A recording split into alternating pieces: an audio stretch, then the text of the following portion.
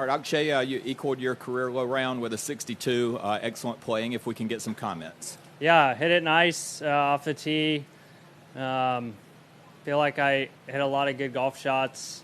And, yeah, putted really nice, made some long ones. Did that kind of similar to yesterday. And I know how this golf course can play. And, you got to kind of keep making birdies and try and limit mistakes. And I did a nice job of that today. Actually, I think you've made over 250 feet worth of putts through 2 rounds. What do you see on the greens that's freed you up like that? Yeah, I feel like I've putted really good the whole year. I went through a stretch where when the greens weren't as good or consistent, even though I hit good putts, they just weren't going in.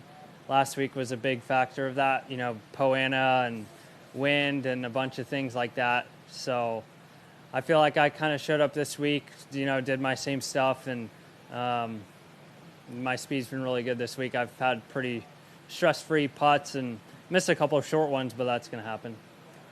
Akshay, I'm going to quote your caddy, Joey Greiner, on this. He said, "You have the best feet in the game in terms of AimPoint reads." 2 questions. 1, what do you work on when you're working on AimPoint and feeling those percentages?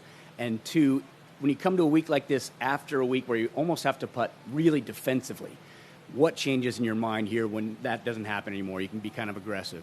Yeah, I work a lot on, I set up every week 1, 2, 3% on like planer, so 0%. So I try and get the calibration of that, work on my arm bend, the speed of the greens. And I think I've done it for so long that I have a general idea of what it feels like now. Joe and I go around the green, we'll throw ChapStick around, and I'll try and guess the percentage, and if I'm within a 0.5%, I know I'm in a good spot.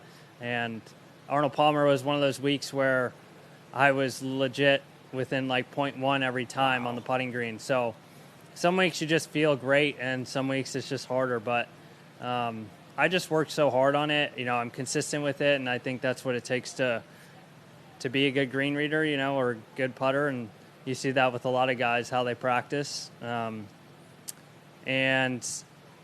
yeah, so I need the second question again, sorry.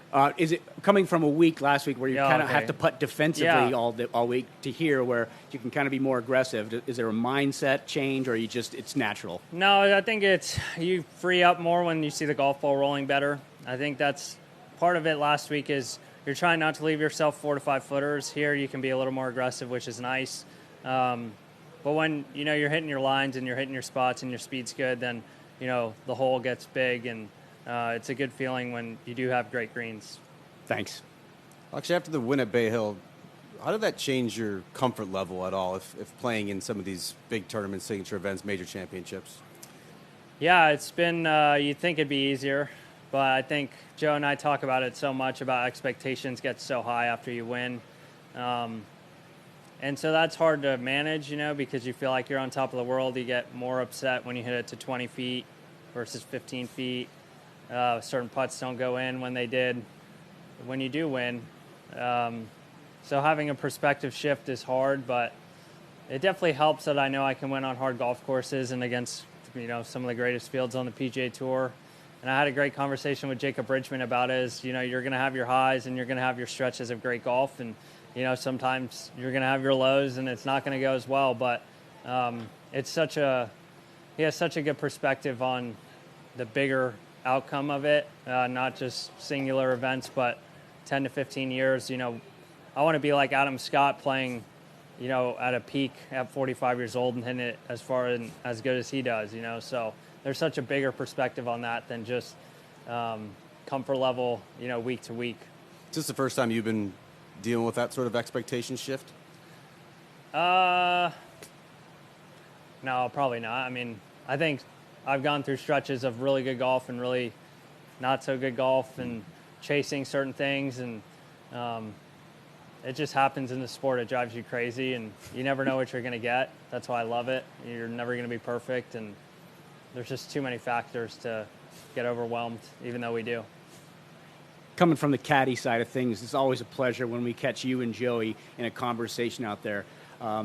It seems very natural. It doesn't seem forced. There's not arguments. It's just discussions. Describe your relationship with him out there. I'm so fortunate to have Joe on my bag and as a friend. Something I really wanted all through last year. And, you know, he had so many great options, and Joe's an amazing caddy. It's been definitely a different shift because normally I've had caddies who I've wanted to be right there with me and, like, watch me do my putting and tell me what to do. And Joe kind of has so many friends out here. You know, he'll be chatting over here. I'll be doing my stuff. But, yeah, I think that's the start of the year.